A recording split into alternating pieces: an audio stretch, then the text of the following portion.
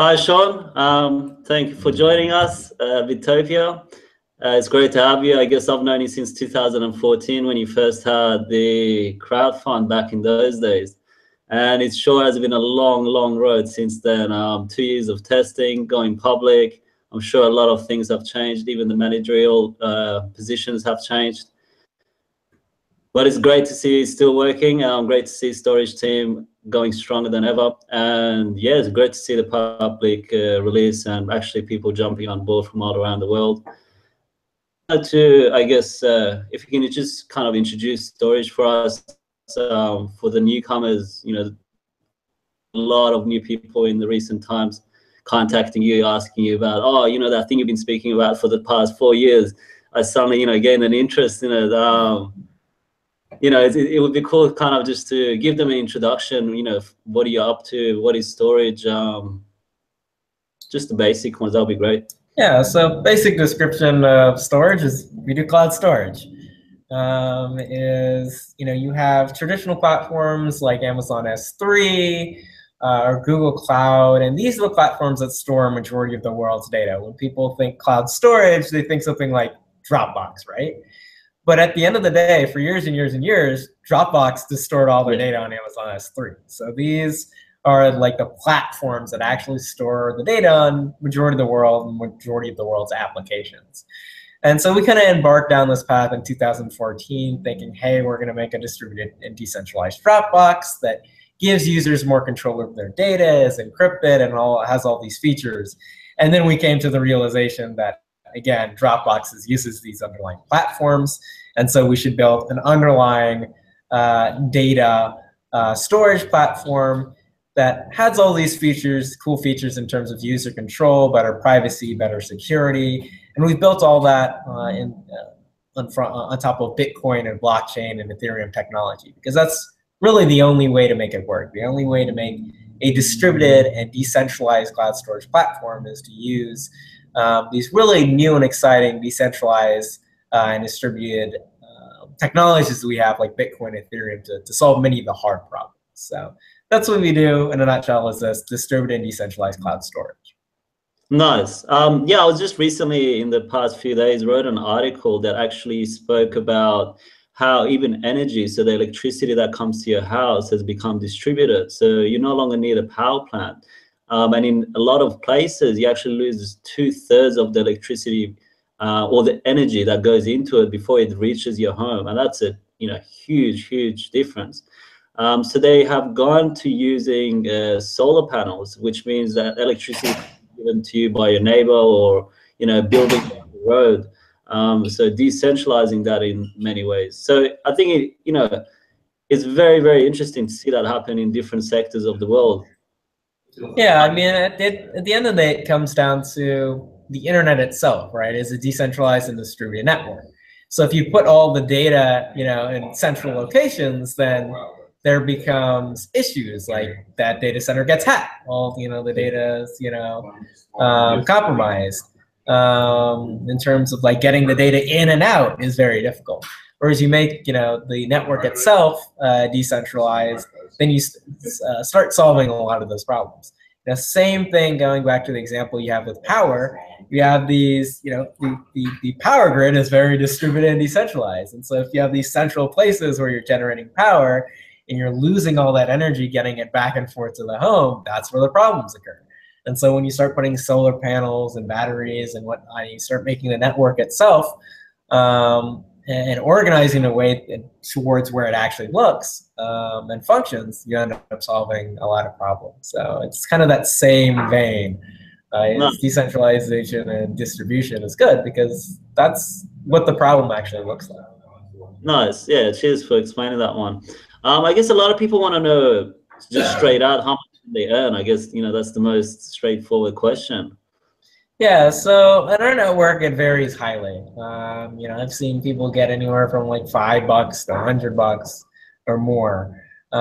It determines like how long you've been on the network, the hard drive speed and the bandwidth you have, where you're located. There's probably about 7 to 8 factors or more that determine like how much data you get on your computer. Yeah. And then how much data you get on your computer determines how much you earn.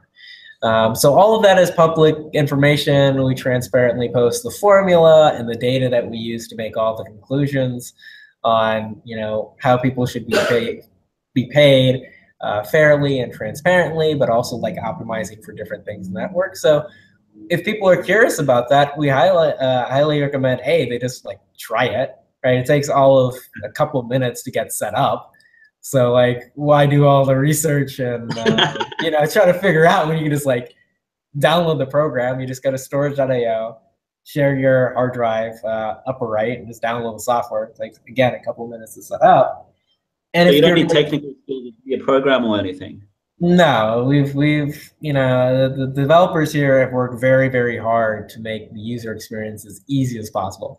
The network's complex. What we're doing is pretty complex, but we try to make it as easy as possible for people to use. So I highly recommend you just try it out. Now, if you want to get like more in depth and detail on how that works, and like, we're open and transparent. Just join our community. And you can, ask questions to the community about like how the formula works. How, for example, I've had people like, oh, I joined the network and I got like 5 megabytes worth of stuff and like I hate it, it's the worst. And then they go to our community and they ask a couple questions and they're just like, oh, you just need like 4 reports to do this. And it's like 30 seconds of work. Sometimes it can be a lot more. And then like suddenly there's like hit with a wall of data. I'm like, oh, everything's fixed. So recommend just trying it to answer that question. And 2, if you have more questions, just join our community. People will help you understand it and learn more. Nice. And where can people go to kind of join the community or ask the community questions? So it's just storj.io. And then you can just click on the community tab. So we have a little inviter that will take you there. So if you just storj.io, click on community. I'm actually doing it right now. Nice. And it says join community chat that's at the top. So that will invite you to our Rocket chat. Nice. We'll put that in the video so people can get it. And that's quite a new concept, isn't it? Like, traditionally speaking, you can't just kind of go in and speak to the developers of a company or go to the Dropbox company and be like, hey guys, by the way, I noticed there's something wrong with this. Can you help me? Yeah, we try to be, again, like motto is just like fair and transparent. So we try to, work with the community, address issues they may have, and that helps us also prioritize development as well. And so we have, full staff of community members and volunteers and leaders, that help us manage that and help answer questions, at 2 a.m., in German. Whereas I couldn't do that. We have community managers and members that can do that. So we try to be as open and collaborative as possible. Nice. And if someone actually wanted to kind of join and like participate, or they have development skills, or they have any sort of skills that they believe, they could kind of contribute in their own country or location, do they still just go into Slack and just have a conversation? Yeah, so we highly prefer people who are self-starters. That's, where a lot of our community members and leaders come from. We don't necessarily say, oh, we're looking for this specific person, Someone just shows up, start doing work, and like, oh, well, maybe we should, work with them and help provide resources, and organize them, so, give them community awards and payments. That's, how we kind of got involved, you and I, is you just started doing stuff, and so we're like, okay, let's just work together. So that's what we prefer. I think it's a more organic approach. Yeah. So going to some questions I guess some people may have is like, how do you compare? Like if you got your hard drives at home, people may perceive it as not being very reliable, or, how do you compete with companies that have $1 million infrastructures and all these crazy administration and large locations around the world, Well, so that just builds into the cost, right? Is that your hard drive sitting at home, you don't have to pay for like industrial heating and cooling systems, and you don't have to pay for a staff to like maintain it and all these other things. And so all those costs go away. Well, the costs are there, but they're sunk costs. Like you're already paying for your AC, you already paid for the computer, you already paid for all those kinds of things. So it ends up economically being hyper competitive to more traditional cloud storage providers. So for example, you have something like Amazon S3 that has to put $600 million into a data center to get things running. And you don't have to put anything into it. So come over here, Alex. Say hi to everybody. So this is Alex, one of our developers. Hey, mate. These guys are working hard to make storage happen, to make it the way it is. So. I'm just trying to see myself on the live stream. Well, now you are. You're famous. We also have a couple of guys like Braden and Philip working hard over there. So. Nice. And what about reliability? I mean, comparing it to data centers, speed, reliability, these kind of aspects, I guess, pop into people's minds a lot. Yeah, so again, back to the concept of distributed networks is that when you have it in a central data center location, you're bottlenecked by your connection to that local data center. Whereas when you have it on a distributed network, you just say, hey, I have 5 different pieces spread out all over the world. I can stream those pieces in simultaneously versus from one location. So it ends up being pretty much, much more scalable and can be a lot faster than a traditional storage network. So it works a lot better. I've got speeds of up to like 600 megabits per second here in the office, which is significant. Whereas like pulling down from Amazon S3, it can be like 200, 300 from the data that I've seen, megabits per second. So distributed networks, they're fast. I mean, if anyone watching this has used something like BitTorrent or those kinds of things, you can see what that looks like at scale. It's very fast and very quick. Yeah, sure. And it makes a lot of sense. And moving to, I guess, if you're sharing your hard drive space and you go offline or you're in a kind of underdeveloped country or something like that, does that cause issues in terms of rewarding or? Not necessarily. It's actually opposite because you have underserved regions around the world where it doesn't make sense for Amazon S3 to build out a $600 million data center. So those are regions where we can go in. So for example, I think probably India would be one of them, where it's probably underserved in terms of what people want and the demand there. And so you could have people who rent out their hard drive space and magically find that, hey, there's a lot of demand here. There just was not enough incentive for someone to build out a massive infrastructure. And so it can happen a lot more organically. It can happen a lot quicker. And so people in underserved regions could end up actually earning more. So the whole idea that it's a market-based storage economy where supply and demand incentivizes people to spin up resources in areas that need it. And so it's just a completely fundamental different shift from traditional cloud storage. So it will depend based on demand, but there's places like that, or Russia, where they have geolocation laws, are bringing those into effect, and they can't build data centers quick enough. So there could be a lot of heavy need for like other places that people could earn a little bit more money because there's demand to store data in those specific geographic locations. Nice. No, that's really good to hear. Apart from India, can you give us some other examples where you've been kind of fascinated that you have farmers in these locations and people are able to earn? So we don't have specific data around that, more subjective data, because again, these are underserved regions. And so we won't really see what that looks like until we're pushing a lot of data through. A majority, so I'd say a third of our, let's say, probably a fourth of our farmers are in the U.S. Probably good half of them are in Europe, centered around probably Berlin, and then probably the other fourth is distributed all over the world. So those are the concentration of kind of our farmers and users. But like I said, as the network grows, as there's demand, the network will flex and reward people based on that. So we're still in the very, very early stages of that, but that's where we'd like to go.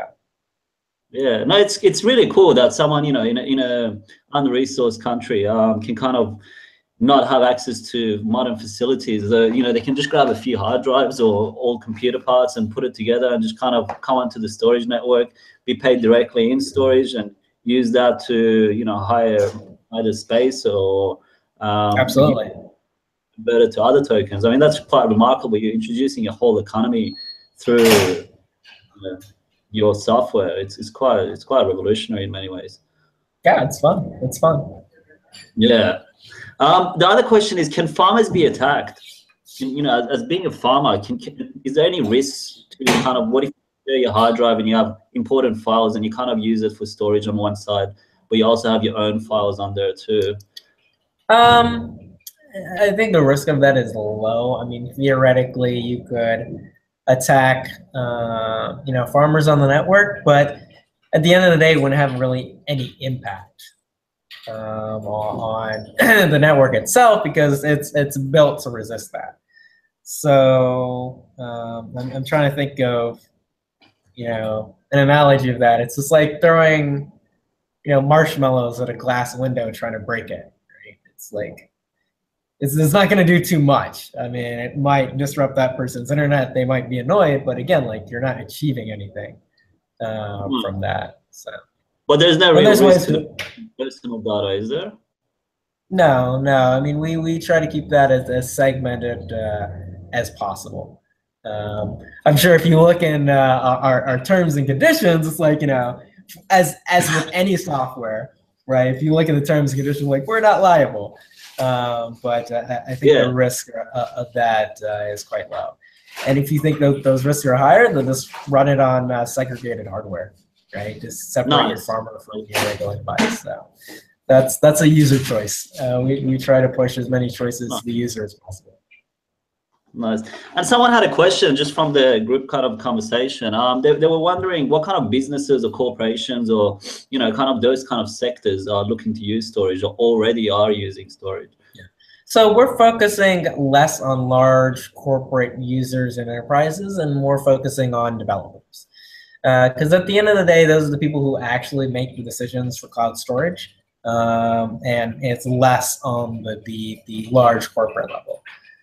So that's what we're really trying to build out the tools and the guides and the interfaces for, is more developers and power users. So for example, our integration with FileZilla, which is a FTP client that's been around for ages. Yeah. And so we've been working with them for, you know, 8-9 months.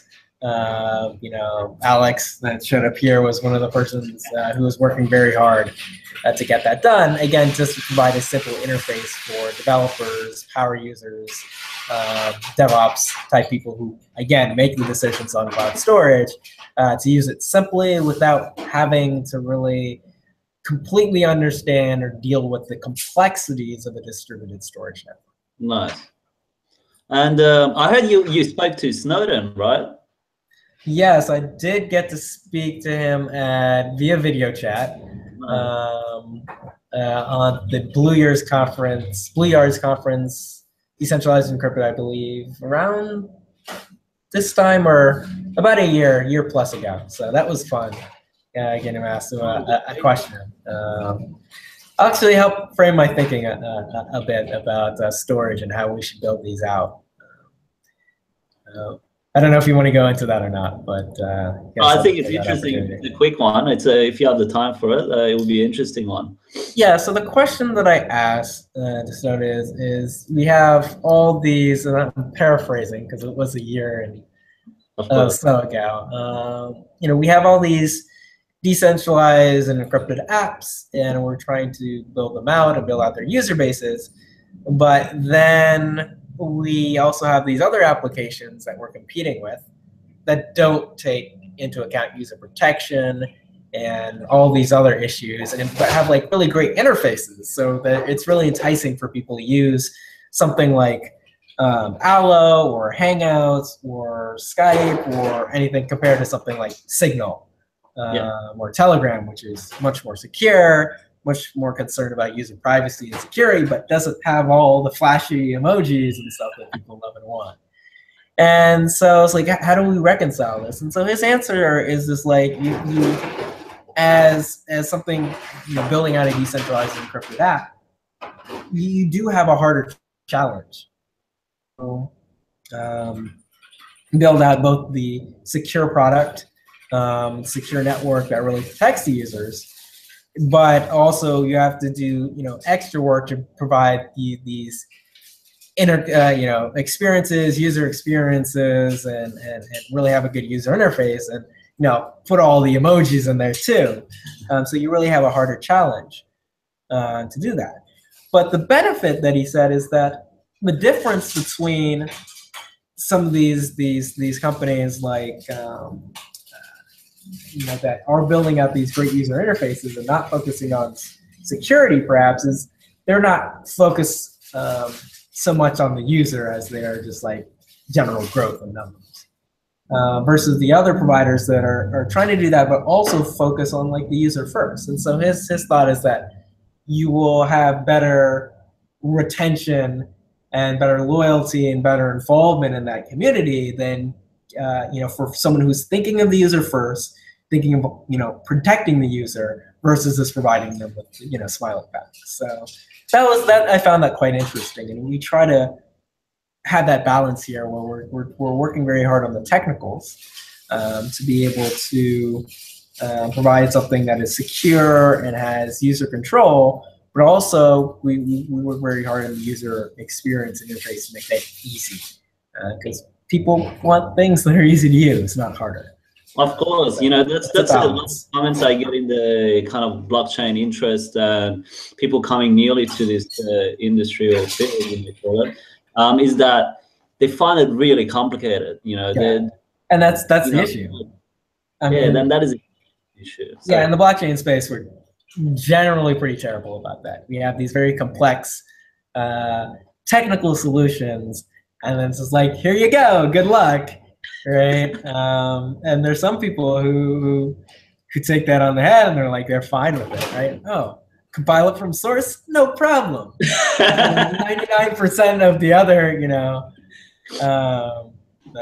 people, that's very difficult, and so that's why you have companies like Coinbase, right, who just like abstracts that technology and billion-dollar valuation that they just raised at. So the user experience is very important. It's a very difficult problem, but I think people are starting to address that and understand that now. So you get the user experience part down as much as possible. You end up a billion-dollar unicorn like Coinbase. You don't.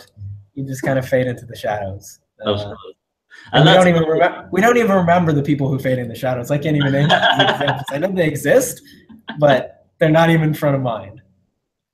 And that's one of the things I really appreciated about Storj since the very beginning. I remember speaking to you in 2014, and your comments were always that the user interface needed to be very simple to use.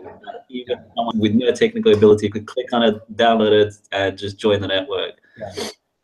Yeah. So if you look at us, compared to a lot of other projects out there, we've been around for a while, so we've been able to build that out. But we have a working protocol, that we've been working and improving for years now.